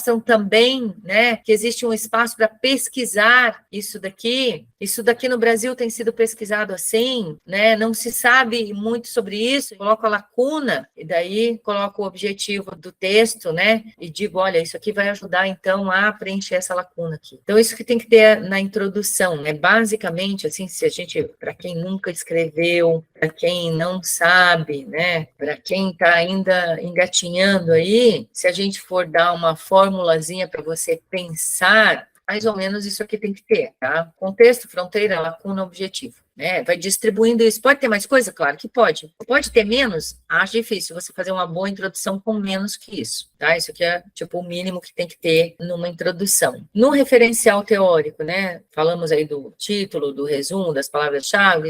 Vamos falar do referencial teórico. Basicamente, você tem que se perguntar assim, tá, eu tenho esse problema de pesquisa aqui. O que eu tenho que colocar aqui para sustentar esse problema de pesquisa? Então, lembra, né? No artigo a gente tem que ser específico. Não vou colocar tudo sobre tudo. Eu vou colocar qual é a base, de onde que eu estou tirando isso aqui, o conceito fundante, importante para mim. E a partir desse conceito aqui que eu vou fazer a pergunta, que eu vou analisar, a partir desses estudos aqui, tem que ter tudo isso aí. Uma coisa que eu rejeito quando eu sei que um artigo é porcaria, um artigo é bom, de cara, sem ler o artigo, tem um testezinho que eu faço. Eu pego qualquer artigo que, avalia esse artigo aqui para mim, eu não leio o artigo de cara. Eu só quero saber se é um artigo que vale a pena ser lido ou não. Eu vou lá, vou na parte de referencial teórico, olho os autores que estão ali. E daí eu vou lá no capítulo de análise, e eu quero saber se aqueles autores que estão no referencial teórico estão na análise também. Se eles não estiverem, não é um bom artigo, é um artigo colcha de retalhos. Eu posso pegar aquele referencial teórico, colcha de retalho é isso, né? Lembra assim, ó, o seu artigo, o seu trabalho acadêmico, de uma forma geral, a tese, a dissertação, o artigo, ele tem que ser crochê. Sabe o que é crochê? Já viu um trabalho de crochê? Todo mundo aqui sabe o que é, né? Você pega um trabalho de crochê, se você sabe como é que ele é feito, você pega e olha aquele trabalho assim e fala, eu errei um ponto aqui no meio, ó. Deixa eu pegar uma tesoura e cortar esse ponto que tá errado. O que acontece com o seu trabalho de crochê se você corta um pedacinho lá no meio? Você acaba, desmancha, você estraga ele inteiro. Porque ele é um ponto depende do outro, né? O seu trabalho é assim, ele deveria ser assim. Se eu tirar o referencial teórico, eu não entendo o seu trabalho. Se eu tirar a sua introdução, vou ter dificuldade de entender o seu trabalho. Se eu tirar qualquer parte, ele vai desmanchar. O que é que eu vejo que a maioria das pessoas faz? Colcha de retalhos. O que é colcha de retalho? A colcha de retalho, se você olha e fala, não gostei desse quadradinho aqui, você pode ir lá e cortar e botar outro no lugar? Pode, né? Não pode acontecer isso com o nosso trabalho. O nosso trabalho tem que ser crochê e não colcha de retalhos, tá? Lembre disso. Por quê? Porque aqueles autores que estão ali, ó, no referencial teórico, não precisa ser todos que constem aqui. Porque às vezes você vai contar história, para o texto ficar bonitinho, né? Você quer contar uma historinha, ó, veio daqui, veio dali. Você não vai usar isso aqui na análise. Agora, o restante você tem que usar para analisar. Tem que ter aqueles autores ali. Autor diferente pode? Tem alguma coisa errada, né? Ele não consta no seu referencial teórico, mas você precisou dele para entender o teu problema de pesquisa, ele tem que ir para lá. Ah, mas eu já fiz toda a pesquisa. Então, a pesquisa ela é assim, ó, fiz a introdução, nunca mais posso mexer, meu Deus, que pena. Poderia fazer uma introdução melhor agora que eu estou mais madura, mas como eu já escrevi, não posso mais mexer. Não existe isso, né? Então, faltou lá, complementa lá no seu referencial teórico, porque aquele autor faltou, você precisou dele para fazer a análise. Então, eu olho se o trabalho é colcha de retalhos assim. Quando eu vejo assim, às vezes tá bonito até, escrito bem direitinho. Um monte de autores aqui nenhum autor. Ui, que maravilha! Genialidade! Né? Não quero saber da teoria que existe sobre o tema, só quero saber o que eu encontrei aqui. Fica difícil, né? Como é que você vai analisar frente a quê? Frente à sua cabeça tão maravilhosa? Não, outros autores já estudaram, você usou eles lá no referencial teórico, então tem que usar na análise, né? Aí outra coisa que eu vejo também, né? Na conclusão. A pessoa até faz um trabalho bonitinho, já vi isso direto. Até faz um trabalho bonitinho, até faz análise, só que a conclusão ele conclui aquilo que ele imaginava lá no começo. É um apaixonado pelo tema. Não importa o que ele achou ali, mas ele vai dizer aquilo, né? Uma vez eu fui numa banca que a pessoa era mega apaixonada pelo tema. Era sobre uma organização não governamental e tal, e ela achava aquela organização assim maravilhosa, perfeição. E ela já foi para a pesquisa achando que, a representante de Deus na Terra é esta organização aqui. E daí, no trabalho, e ela colocou isso no trabalho, eu li na tese dela, né? Ela escreveu que ela tinha assim, um processo decisório participativo, todo mundo participava do processo decisório, as pessoas opinavam sobre o rumo de tudo que ia ser feito ali naquela organização. Nossa, era tudo tão lindo, todo mundo participava. E aí estava escrito na tese assim, um dos dirigentes dessa organização. Não, claro, todo mundo participa aqui, a gente faz reuniões, assim, assado. Claro que tem algumas coisas que essa gente aí não pode decidir, né? Estava escrito isso. E ela falando, olha como é democrático e participativo. Daí eu falei assim, você não leu o que você escreveu? Você não ouviu o que ele falou? Então, é esse tipo de gente apaixonada, né, pelo tema. O tema é perfeito. Eu gosto muito do lado B das coisas, né? Na minha tese, eu escrevi sobre empreendedorismo feminino. Claro, eu sou mulher, eu acho que as mulheres são, tudo de bom na vida, né? Eu tenho uma predileção pelo grupo, etc. E empreendedorismo feminino é meu tema, eu amo, e aí eu fui lá pesquisar. A tendência é a gente falar, não, que empreendedorismo feminino resolve tudo, devia ser, inclusive, né, ganhar o prêmio Nobel da Paz, alguém que fosse representante do empreendedorismo feminino, sei lá. Só que eu não sou assim, eu não sou ingênua a esse ponto. Por quê? Porque todos os fenômenos organizacionais que a gente lida, por trás deles tem o quê? Gente, né? E não tem gente perfeita, não. E assim como não tem organização perfeita, assim como não tem teoria perfeita, assim como não existe perfeição nesse mundo. É só uma ideia que colocam pra gente, mas não existe perfeição. Porque o que é perfeito para mim não é perfeito para o outro. Então, a gente tem que tomar muito cuidado com isso. Na minha tese, eu falo assim, ela é empreendedora, por isso, e ela acha que ela é uma empreendedora de sucesso, isso foi feito com base nas análises, né? Então, ela acha que ela tem que controlar a vida de todo mundo que está perto dela. Então, ela era controladora também. E daí eu analisava isso. Então, eu vi o lado B, eu não só vejo o lado A, a boniteza, porque as organizações não são só boniteza, né? Elas têm defeitos também, as teorias têm defeitos. Lembra lá, se você não lembrar de nada aqui, pensar, nossa, meu trabalho não pode ser uma colcha de retalhos, o meu referencial teórico, os autores que tem aqui são os autores que eu tenho que usar nas análises. As perguntas que eu tenho que fazer, elas têm que me ajudar, tem que estar tão claro no meu referencial teórico que eu vou usar este conceito, este modelo, esta forma aqui de pensar, que isso vai ser a base para eu fazer as perguntas lá. Esses dias eu fui lá banca, que assim, o menino escrevia super bem, o trabalho dele bem bacana. Só que ele fazia isso no referencial teórico, ele botava tudo sobre tudo, porque ele leu bastante, e aí a gente às vezes fica com raiva, né? Porque, nossa, meu Deus, eu li tanta coisa, que sacanagem, eu vou ter que colocar só metade do que eu li aqui, só que aquilo ali a gente chama de literatura andaime. O que é a literatura andaime? Ela foi útil para você saber o que não era para entrar. É como na casa, né? Você vai construir uma casa, você precisa do andaime para construir a casa. Vai colocar lá o andaime, ele é necessário. Só que na hora de inaugurar a casa, você tira o andaime. Na hora de morar na casa, você tira o andaime. A gente tem literatura andaime. Você lê 500 mil coisas para saber que aquela não é aquilo que você vai usar, não serve para você, aquilo ali não serve. Meu, mas eu li tanto, agora não vai entrar, vou ter que enfiar aqui de qualquer jeito. Não te ajuda, te prejudica, né? É literatura andaime. Você viu, foi útil, se agradece a ela, beleza, legal. Mas na hora de entrar no seu artigo, é a casa pronta, a casa bonita, já com paisagismo, né? Na banca que eu fui, o menino acho que botou toda a literatura andaime. Daí chegou lá na hora, todas as pessoas falaram assim, puxa, eu não sabia o que você ia usar aqui, porque tem tanta coisa. Então faz um quadro lá no final com todos os conceitos que você vai usar.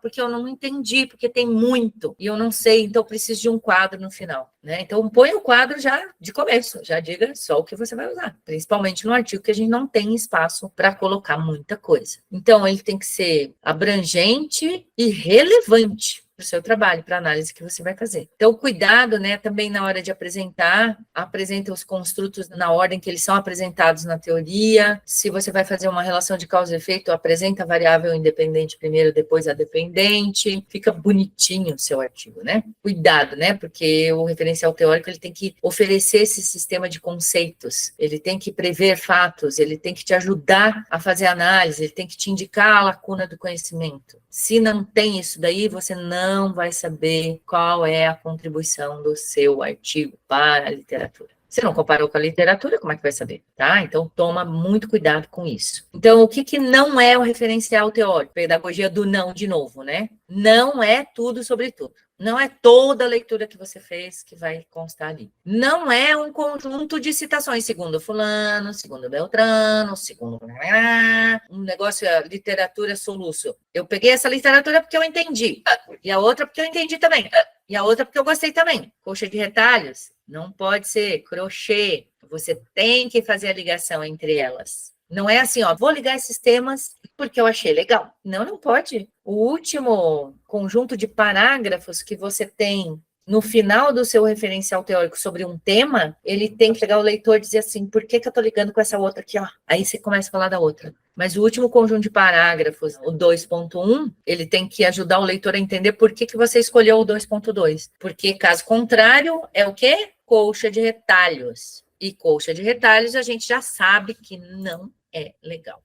O referencial teórico não é só uma revisão da literatura. Aqui, a gente teria que entrar, assim, numa coisa mais profunda, assim, que é epistemologia. A gente não tem tempo aqui, tá? Eu só vou dar uma pincelada aqui para a gente, só para você entender que existe isso também. A gente teria que escrever, escolher para a nossa obra somente trabalhos, mesmo o levantamento do estado da arte, não seria tudo sobre tudo também, mas tudo sobre aquele tema dentro da mesma linha epistemológica. Então, assim, se eu considero, por exemplo, identidade, um construto que é constituído por 3 outros subconstrutos ou 3 outras coisas que estão lá na literatura, é um conceito mais estático de identidade. Não é todo o trabalho que está escrito a palavra identidade que vai entrar no meu trabalho, mas aquelas cuja identidade combinam com a episteme que eu estou usando. Mas para a gente entender isso aqui, teria que ser um curso bem mais aprofundado, tá? Então eu vou dizer assim, que a gente teria que ter coerência, vocês teriam que ter esse conhecimento, ele normalmente vem lá na aula de metodologia, ou quem está no doutorado, às vezes tem até uma disciplina de epistemologia. Então, assim, a gente teria que alcançar, inclusive, essa coerência, para a gente não correr o risco, por exemplo, de pegar, quando a gente fala de interação, por exemplo, vou pegar um exemplo mais simples para a gente entender isso aqui. Me perdoem a superficialidade, né? Como eu vou tratar o tema. Eu pego aqui o conceito de interação. né? Existem vários conceitos de interação. Quando eu estou lendo um livro, por exemplo, muitos autores vão dizer, eu estou interagindo com esse autor. Ele está escrevendo uma coisa, ele não me conhece, eu não o conheço, mas a gente está tendo uma interação. Alguns vão dizer, quando eu estou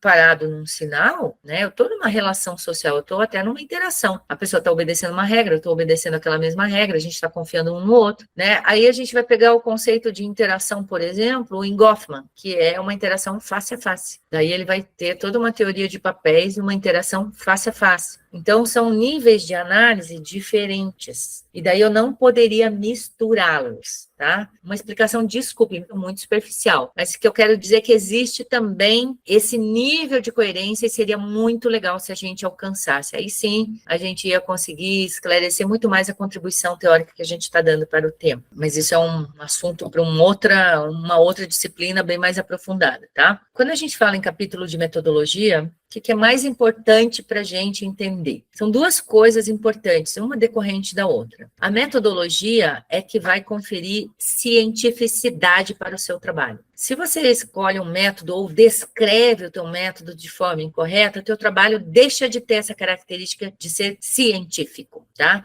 Se você escolhe o método errado, se você não descreve o método corretamente, o seu trabalho deixa de ser científico. Por que a gente escreve ali? E a gente tem que ter isso muito claramente, porque tem gente que acha que eu tenho que escrever um capítulo de livro na metodologia. Estou fazendo estudo de caso. Segundo fulano, estudo de caso é isso, aquilo, porque esse estudo de caso tem esse tipo de estudo de caso, aquele outro tipo, porque tem isso. É um capítulo de livro sobre estudo de caso. Não é isso, não é esse o objetivo. O objetivo, presta bem atenção nisso, que é muito importante, é a replicação do seu estudo. Ao escrever o capítulo de metodologia, você tem que dar a possibilidade de outro pesquisador realizar a mesmíssima pesquisa. Então, você tem que dizer com muita clareza tudo o que você fez. E eu gosto sempre disso aqui, ó. Eu não vou dizer que existe estudo de caso desse jeito, daquele jeito, daquele 500 mil. Vou dar o que eu usei. Vou dar um conceito. Eu vou dizer assim, no meu estudo, como estudo de caso, eu estou querendo dizer isso aqui, ó. E vou botar, claro que não foi um conceito que eu criei, provavelmente, né, aprendi com outro autor, vou dizer qual autor que foi esse, tá? Então, eu vou dizer, eu estou fazendo um estudo de caso. Como estudo de caso, eu quero que você, meu leitor, entenda esta coisa aqui. Aí, sempre é assim, ó, o que é, né, a escolha feita. Eu fiz entrevista. Eu digo o que é, né? O que eu quero que a Carolina, quando lê meu trabalho, entenda que é entrevista. Não posso deixar para a Carolina adivinhar o que é entrevista, porque ela pode pensar que entrevista é uma outra coisa diferente daquela que eu efetivamente fiz. O meu conceito, ele tem que ter relação com aquilo que eu efetivamente fiz. Então, eu ponho o conceito, mas que ele tem que remeter àquilo que foi efetivamente feito. E eu vou dizer, por que a entrevista, a técnica de coleta de dados que eu escolhi, por que a entrevista, dentre todas as formas de coleta de dado, ela é a melhor para eu encontrar esse problema e responder essa pergunta de pesquisa que eu fiz? Por que ela foi selecionada, né? E daí eu vou dizer como eu fiz. Isso eu vou dizer para todas as escolhas. Então, por exemplo, qual foi a abordagem que eu escolhi? Quant ou qual? Quant, qual ou mista, né? Aí eu escolhi uma abordagem qualitativa. Por abordagem qualitativa, eu entendo isso daqui, né? Ela foi escolhida porque ela é especialmente útil quando a gente quer entender o processo de qualquer coisa, quando a gente quer entender as razões que levaram determinado grupo a fazer tal coisa. Ah, e como que eu fiz? A entrevista ela foi feita desta forma. Primeiro, teve um treinamento com os pesquisadores no protocolo da entrevista que continha rapport, que continha isso, que continha aquilo. Geralmente no artigo a gente não tem, né, esse espaço todo. Então a gente diz, olha, por entrevista quero dizer isso, e ela foi feita dessa forma aqui, atendendo a um protocolo discutido previamente no grupo de pesquisa. Eu quero saber a abordagem, eu quero saber a estratégia, eu chamo de estratégia, né, por exemplo, estudo de caso, etnografia, etnometodologia, metodologia, uma pesquisa qualitativa básica, uma survey, né? Tá. Qual foi a técnica de coleta de dados utilizada? Isso eu tenho que dizer qual foi a técnica. Tá, e qual foi a técnica de análise de dados? Como que eu analisei esses dados? Quais foram os cuidados éticos que eu tive? Quem foram os respondentes? Não quem foi José, João, Maria, né? Mas o grupo. Eu posso também, por exemplo, eu tenho que obedecer à linguagem correta, né? Se eu estou fazendo uma pesquisa quantitativa, eu devo obedecer à linguagem quantitativa. Se eu fiz uma pesquisa qualitativa, eu vou obedecer essa linguagem. Eu não vou misturar as duas, tá? Então, por exemplo, eu estou fazendo uma pesquisa qualitativa. Então, eu vou lá, a minha amostra foram 5 pessoas. Amostra, essa palavra amostra, é típica de pesquisa quant. Eu vou dizer, foram 5 respondentes. Uma vez eu também li uma coisa assim, tinha lá 10 respondentes. 51%, eu como? Utilizando o percentual para 10? Não se fala assim. Se fala, 4 pessoas responderam desta forma, daquela forma, de não sei o quê, né? Eu não vou aplicar um questionário para 10 pessoas, eu faço entrevista, porque eu estou buscando profundidade. A entrevista me permite profundidade. O questionário é em largura e a entrevista é em profundidade. Então, se eu tenho bem mais gente, questionário. Se eu tenho menos gente, é entrevista. Então, tomem cuidados com isso. Claro que tudo aqui, eu digo assim, que em pesquisa tudo é possível se você argumenta bem. Mas, olha, vai ser difícil você argumentar para me convencer, por exemplo, de você falar de amostra numa abordagem qualitativa. Vai ser muito difícil você me convencer a usar essa linguagem. Tá? Eu, como avaliadora, eu, como banca, eu vou sempre questionar esse uso da linguagem. Então, cuidado aqui, né, no uso desta linguagem para você descrever os seus procedimentos. Então, a gente tem que tomar muito cuidado com esta linguagem. Sempre falar dos motivos. Por que eu escolhi essa técnica? Por que eu escolhi essa estratégia? Por que eu escolhi essa abordagem? Como ela foi feita? Eu dou possibilidade para uma outra pessoa vir e falar assim, a Jane fez entrevista, mas a entrevista que ela fez, é esse conceito aqui, Não era o que eu imaginava que era entrevista, tá? A estrutura, se eu escolhi estruturada ou semi-estruturada, eu tenho que dizer de onde que veio a estrutura. Então, eu pesquisei este item e este item. O item A, o B, o C. O A, o B e o C vieram da onde mesmo? Eu estou montando a minha entrevista, meu roteiro de entrevista. Estou dizendo que é semi-estruturado, então eu vou tratar de grandes temas, certo? Esses temas vêm da onde? Como é que eu escolho? Aleatoriamente? Vieram da teoria, do referencial teórico. Inclusive, você fala disso ali no método, né? Então, quando você fala de resultado, né, do seu trabalho, análise, você tem que fazer a análise de verdade. O que você vai analisar? Você vai ver lá os seus objetivos específicos. E você vai obedecer a ordem dos objetivos específicos. Surgiu coisa ali que você não esperava, beleza, isso é maravilhoso, ele tem a ver com a tua pesquisa ou ele é uma coisa que poderia ser pesquisa nova? Uma curiosidade que dá ensejo. Daí é lá na conclusão, olha, isso aqui surgiu, pode dar ensejo para esta e para aquela pesquisa, tá? Porque tem gente que tem um objetivo aqui, faz uma pesquisa e analisa outra coisa, nada a ver com aquele objetivo, nada a ver com a pesquisa, nada a ver com o referencial teórico. Essa é uma pesquisa do tipo colcha de retalhos e que a gente já viu que não serve. Quando você vai fazer a análise, eu sempre gosto de fazer isso, fazer uma descriçãozinha assim, olha, então essas pessoas foram contatadas, elas são assim, são assados, são mulheres, são homens, elas têm idade tal, elas têm essa história. Eu faço muita pesquisa qualitativa com essa base da subjetividade. Eu uso uma teoria que se chama teoria da subjetividade. É uma teoria que vem lá na área da psicologia, tem sido usada na administração, e esta teoria especificamente, ela pede, por quê? Porque ela diz assim, olha, tudo que a pessoa pensa sobre um fenômeno, como ela age, não está descolado da história dela, do contexto dela, da história do país, da cultura do país. Então, toda vez que eu vou fazer uma pesquisa, que eu uso a teoria da subjetividade, eu falo do contexto, eu falo assim, o contexto hoje, pós-pandemia, como as pessoas têm mudado, o que tem sido dito sobre isso, as mulheres nesse contexto, assim, assim, assim, eu falo um pouquinho do contexto mesmo do mundo, porque a teoria diz isso, que as pessoas são situadas socio-historicamente. Eu não posso deixar de falar da sociedade da história. Daí eu conto um pouquinho ali para tentar dar sentido na história que ela está contando. E depois eu reproduzo a história quase sem, é impossível, né? Quase sem a minha análise, do jeitinho que ela falou. Ela disse que nasceu assim, que fez isso, que fez aquilo. Eu conto um pouquinho a história dela. Para quê? Para que mais tarde eu consiga fazer análise mesmo, ligando com a história dela. Por que ela pensa assim? Porque na história dela ela me disse tal coisa. Isso pode explicar o jeito que ela pensa o empreendedorismo, por exemplo. Então, você tem que ser coerente com essa literatura que você está usando. A literatura diz que esse fenômeno é formado assim, assim, assado, que tem uma hierarquia, você vai apresentar o resultado assim também, tá? Porque dessa forma você vai poder ver, puxa, estou apresentando assim como a teoria diz. A teoria diz isso, mas a realidade aqui está apontando para outro lugar.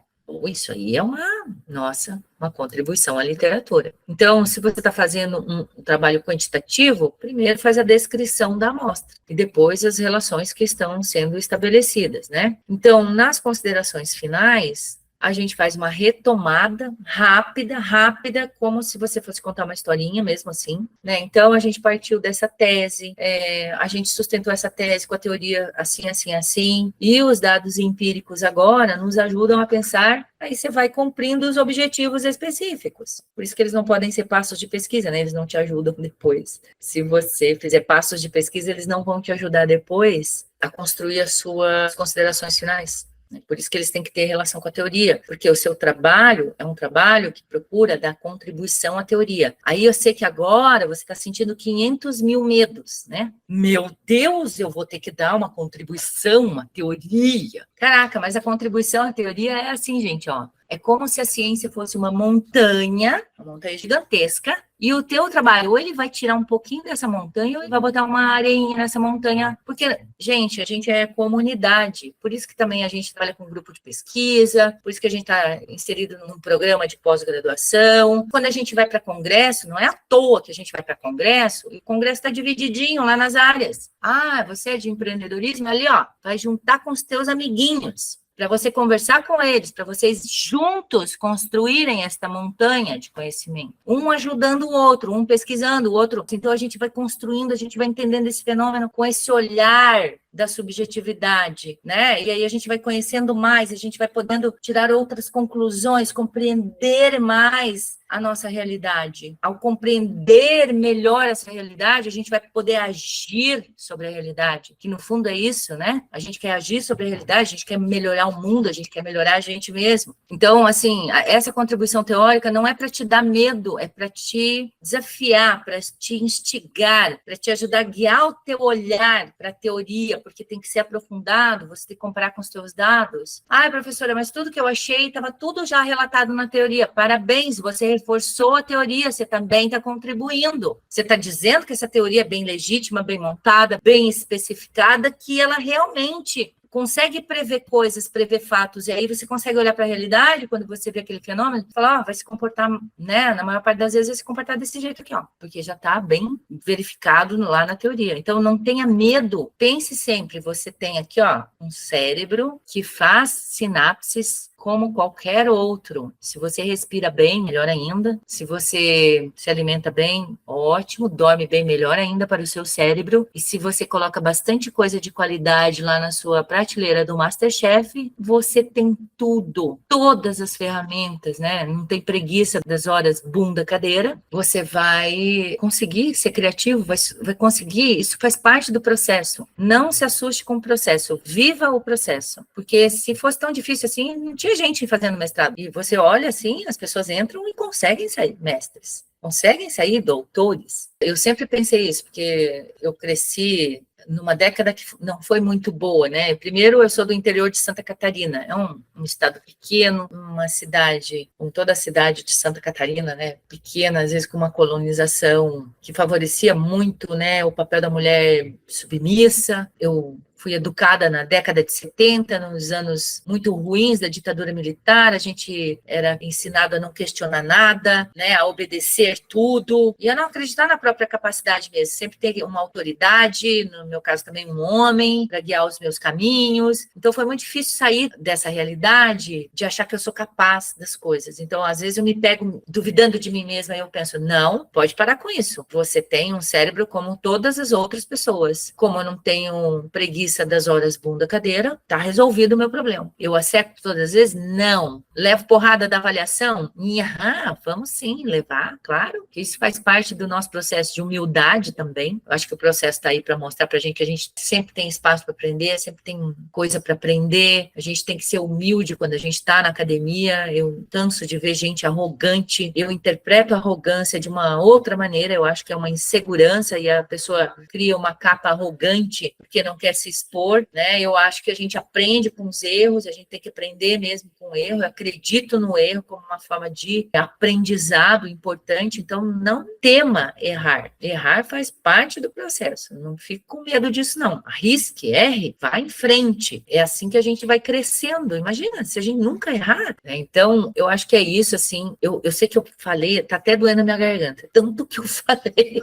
Eu sei que é muita informação para vocês, né? Eu tenho um canal no YouTube, porque justamente na pandemia eu queria dar alguns cursos, às vezes não tinha tempo, não tinha como fazer, tinha algumas coisas que eu queria falar, e daí eu gravei alguns vídeos no YouTube sobre escrita. Então, se vocês quiserem consultar, tá lá com o meu nome, Jane Mendes Ferreira, né? Vocês podem consultar, me perdoem, porque a gravação é absolutamente amadora, não tem nenhuma iluminação, não tem nada de nada, eu vou errando, vou falando do jeito que eu falei aqui para vocês, né? Mas eu procurei, assim, passar as minhas angústias, aquilo que eu vejo quando eu estou corrigindo o artigo, quando eu estou orientando os meus alunos. Às vezes algum colega vem falar comigo, ai, Jane, você escreve bem. Eu nem acho tudo isso, assim.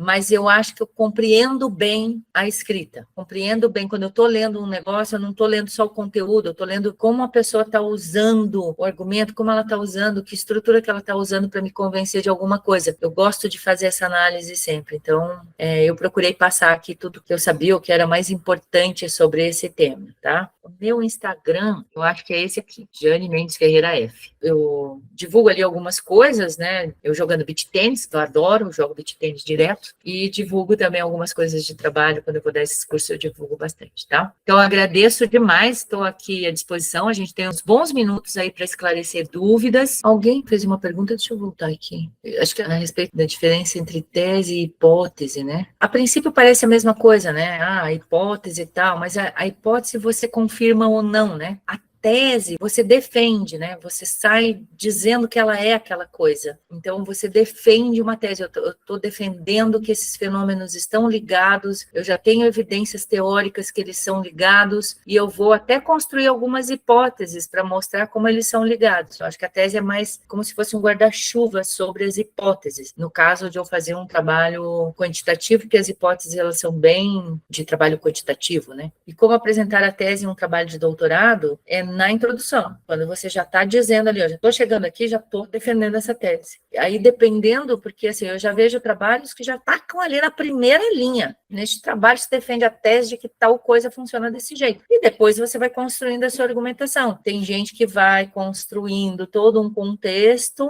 e daí apresenta a tese lá embaixo, depois o objetivo do trabalho. Vai depender da forma como você gosta de escrever. Eu, particularmente, eu gosto de já jogar a coisa ali para o leitor. Eu faço muito isso. Eu jogo, eu explico, já digo um parágrafo dizendo que o leitor vai encontrar, depois eu vou destrinchando em cada parágrafo para baixo, né? Então, eu dou esses cursos, de vez em quando eu divulgo. Se vocês puderem participar, né? Fiquem à vontade para participar. E me sigam lá nas redes sociais ou vejam o canal no YouTube, quem sabe pode ajudar, quem sabe tem algum curso que eu dei e vocês tenham interesse em participar, seria sempre muito bom contar com a presença de vocês. Eu amo o que eu faço esses cursos realmente por amor, ganho bastante satisfação com isso. Então, assim, eu faço mesmo pensando que eu posso ajudar alguém. Se eu ajudar alguém a escrever um parágrafo melhor, já estou bem feliz. com o resultado disso. Então, eu agradeço demais, né, ao LAPEI, a todos vocês que dão sempre um suporte muito bacana, né? Eu acho que é isso, gente. Então, muito, muito obrigada, tá? Um beijo para todos, uma ótima noite. Fiquei bem feliz.